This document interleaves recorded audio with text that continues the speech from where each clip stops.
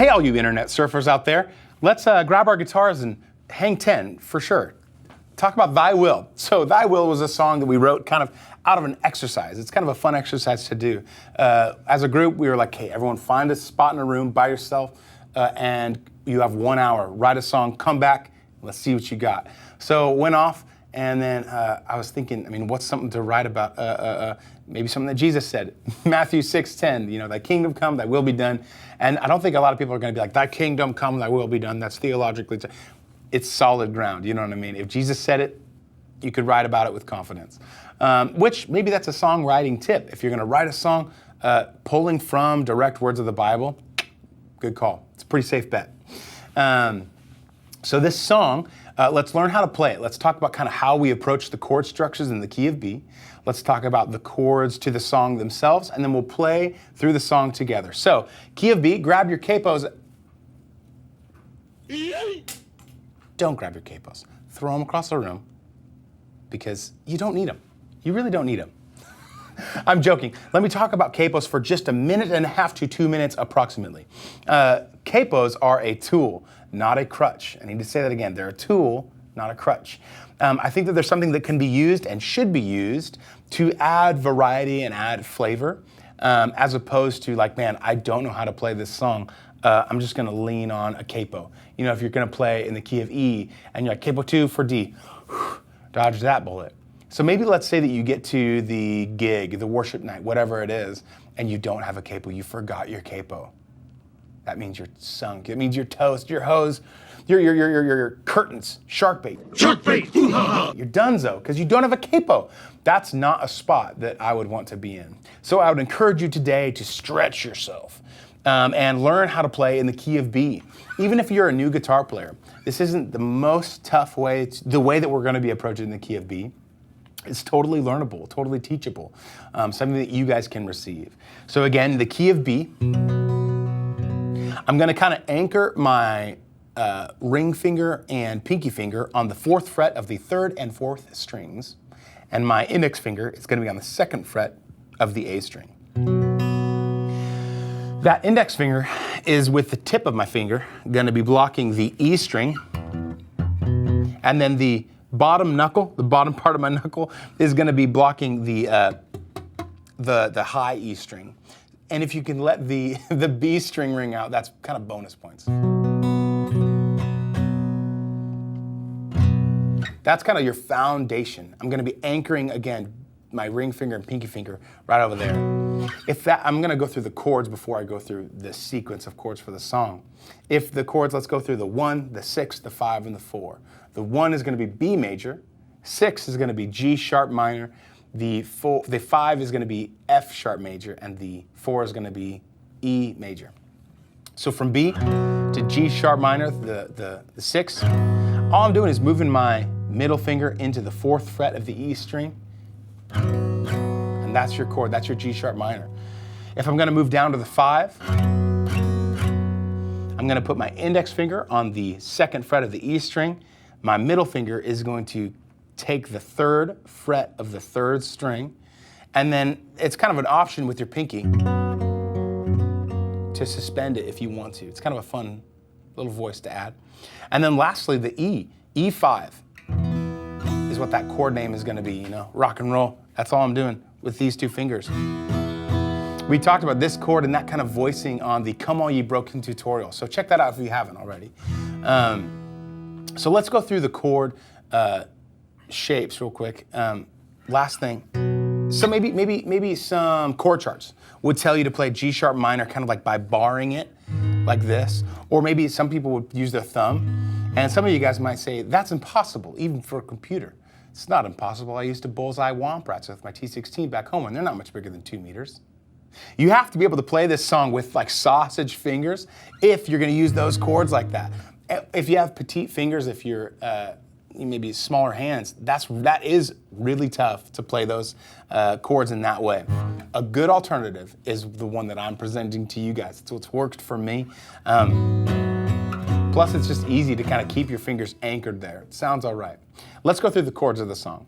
So we have the instrumentals, we have the verses, and the chorus and bridges, those are the same chords. So the instrumentals, you're gonna start with the 4, you're gonna go to the minor 6, to the 1, the B major, to the 5. And repeat that same thing over and over again for all the instrumentals. Now, the choruses and bridges, all you're doing is flipping when you're going to the 1 and the 6th. So if this is the chorus, you're gonna start with the 4, you're gonna go to the 1, and then the minor 6 to the 5. So that's both the bridges and the choruses. It's pretty easy, pretty simple. Again, I only had an hour to write it, so the whole thing's gonna be simple. Maybe a more complex part is gonna be the verses, but even that's simple too. You're gonna start on the 4, gonna go to the 1, and then the F sharp major. And then repeat that same thing. 4 to the 1 to the 5. And at that point, you're gonna go to the minor 6 and walk it down. Repeat that same thing, 6, 5, 4. So 6, G sharp minor, 5, F sharp major, and 4, E major. And there you have it. That's the chords to the song. Maybe something that's a little more complex is the picking pattern, how you're gonna apply stuff with your right hand.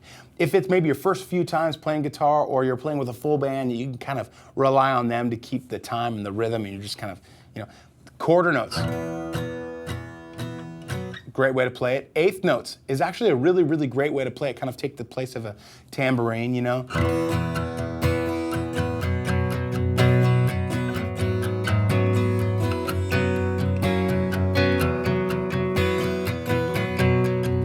Super easy way to play it. One way that's a little more complex is kind of how drummers do paradiddles, right? They keep the same beat going. I'm gonna kind of keep the same beat going with 16th notes, 1 eanda, 2 eanda, 3 eanda, 4 eanda. But I'm choosing to kind of ghost some of those.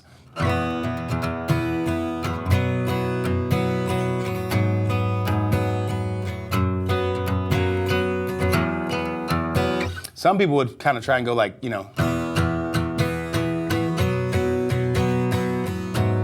That's fine. You could do all down strums for those. I feel like it's easier for me to keep time better when I'm going like kind of, ghosting, maintaining this kind of stuff. If you're having trouble with that, a really easy way to do it is, go to YouTube, which you're on right now, probably watching this. Type in 120 beats per minute metronome, and there's like 10 hours of,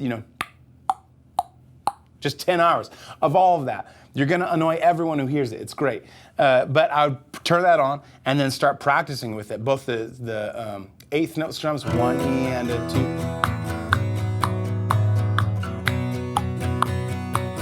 And then mix it up with like the 1 E and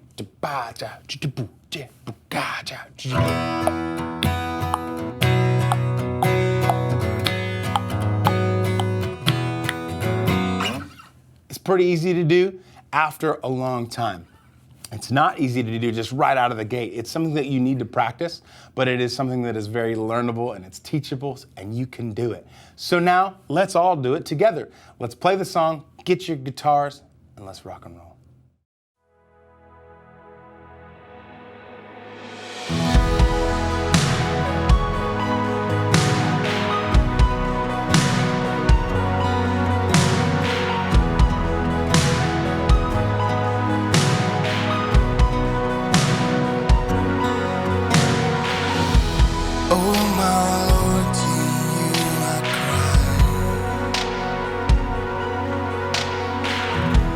Oh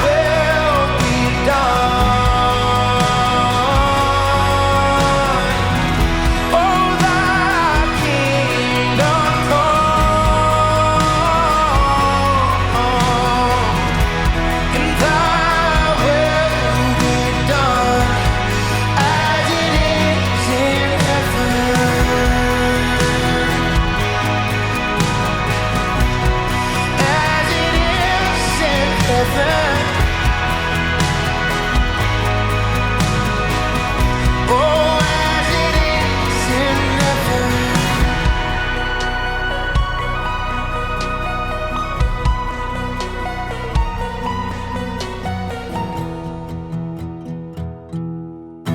It goes on forever. That's a fun song to play. Pretty simple. So see what I mean? If it's your first couple times playing guitar, you could totally do it. I got a little bit fancy at the end there. We did a version of this on the rooftop with just me, another vocal, and then just the guitar. Super simple. I got a little bit tricky with it. If you want to watch that, it's a one-take video, and it's right here. Click that one. If you want to listen to this song without me, yakking and talking and all that stuff, click right here. There you go. Thanks for tuning in, you guys. Hope you learned something, and we'll see you guys next time. God bless you.